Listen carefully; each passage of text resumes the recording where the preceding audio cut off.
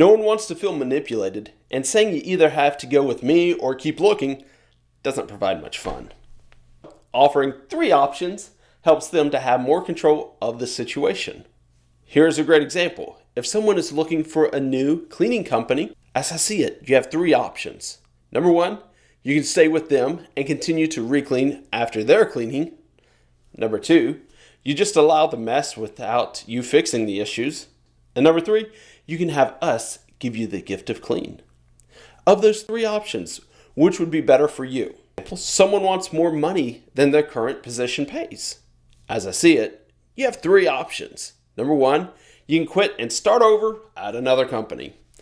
Number 2, you can be happy with what the position pays. Or number 3, you can better yourself and continuously earn more. Of those 3 options, which one will be better for you? 2 key questions. As I see it, you got 3 options. Of those 3 options, which one will be better for you?